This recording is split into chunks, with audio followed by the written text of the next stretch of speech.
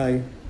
നിങ്ങളൊരു ടോക്സിക് റിലേഷൻഷിപ്പിൽ പെട്ടുകിടക്കുന്ന ഒരു അവസ്ഥയാണെങ്കിൽ തീർച്ചയായിട്ടും നിങ്ങളൊരു സോഷ്യൽ സപ്പോർട്ട് സീക്ക് ചെയ്യുമ്പോൾ, may be support from friends, family, relatives അല്ലെങ്കിൽ ഒരു കമ്മ്യൂണിറ്റിയിൽ നിന്നൊരു സപ്പോർട്ട് സീക്ക് ചെയ്യുമ്പോൾ തീർച്ചയായിട്ടും നിങ്ങൾ എൻഷ്യൂർ ചെയ്യേണ്ട ഒരു കാര്യം എന്ന് വെച്ചാൽ രണ്ട് തരത്തിലുള്ള ആളുകളെ നിങ്ങൾക്ക് ഇതിൽ നിന്ന് അഭിമുഖീകരിക്കാൻ സാധിക്കും. അതായത് ഒരു കൂട്ടരെന്ന് പറഞ്ഞാൽ അബ്യൂസ് ഈസ് ഓക്കെ, അല്ലെങ്കിൽ അബ്യൂസിനെ നോർമലൈസ് ചെയ്ത് കാണുന്ന ആൾക്കാരുണ്ട്.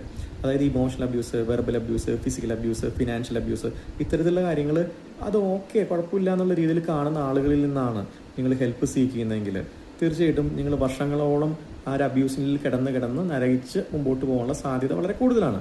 അതേസമയം അബ്യൂസ് ഈസ് നോട്ട് ഓക്കെ, ആരോടാണ് ചെയ്യുന്നതെങ്കിലും ഇത്തരത്തിലുള്ള അബ്യൂസ് ഈസ് നോട്ട് ഓക്കെ എന്ന് പറയുന്ന ഒരു നിലപാടുള്ള ആളുകളിൽ നിന്നാണ് നിങ്ങൾ ഹെൽപ്പ് സീക്ക് ചെയ്യുന്നതെങ്കിൽ അവിടെ നടക്കുന്ന അബ്യൂസ് എന്താണെന്നുള്ളത് ഐഡൻറ്റിഫൈ ചെയ്യാനും അത് അഡ്രസ്സ് ചെയ്യാനും അത് നോട്ട് ഓക്കെ എന്ന് പറയാനും ഉള്ള ആർജവം കാണിക്കുന്ന ആളുകളാണെങ്കിൽ നിങ്ങൾക്ക് കുറേ കൂടി മെച്ചപ്പെട്ട തരത്തിലുള്ള ഒരു ഹെൽപ്പ് കിട്ടാനുള്ള സാധ്യതയുണ്ട്.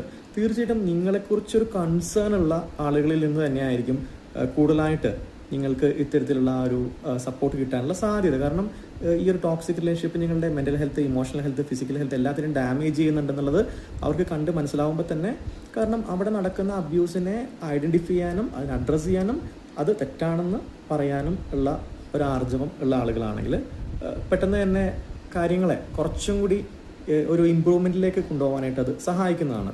കാരണം ഈ ഒരു ടോക്സിക് റിലേഷൻഷിപ്സിൽ അതിൽ നടക്കുന്നൊരു കാര്യം എന്ന് വെച്ചാൽ, ഒരു ടോക്സിക് ആയിട്ടുള്ള പാർട്ട്ണർ അവരുടെ പങ്കാളിനെ വർഷങ്ങളോളം 5, 8, 10, 15 വർഷങ്ങളോളം ആ ഒരു റിലേഷൻഷിപ്പിൽ അവർക്ക് സംസാരിക്കാനുള്ള അവരുടെ തോട്ട്സ്, ഇമോഷൻസ്, അവരുടെ ഫീലിങ്സ് ഒന്നിനെയും എക്സ്പ്രസ് ചെയ്യാൻ സമ്മതിക്കാതെ ഷൗട്ട് ചെയ്തും യെല്ല് ചെയ്തും അല്ലെങ്കിൽ അഗ്രഷൻ കാണിച്ചും ദേഷ്യപ്പെട്ടുമൊക്കെ അവരെ സപ്രസ് ചെയ്ത് വർഷങ്ങളോളം, അതായത് ഒരു വ്യക്തി ജയിലിൽ കഴിയുന്ന അതേ അവസ്ഥ തന്നെ.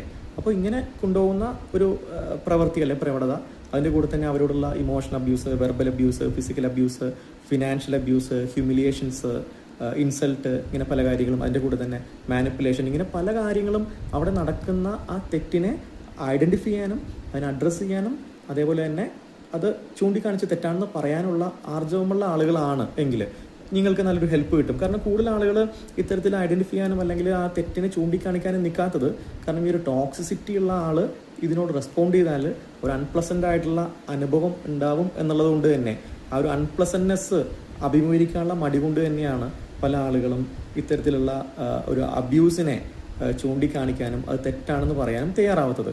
അതുകൊണ്ട് തന്നെ നിങ്ങളെക്കുറിച്ച് നല്ല കൺസേൺ ഉള്ള ആളുകൾ, നിങ്ങളെ ആത്മാർത്ഥമായിട്ട് സ്നേഹിക്കുന്ന ആളുകളാണെങ്കിൽ ഇത്തരത്തിൽ ഒരു ഹെൽപ്പ് നിങ്ങൾക്ക് കിട്ടാൻ സാധ്യതയുണ്ട്. അപ്പോൾ choose the right people for help.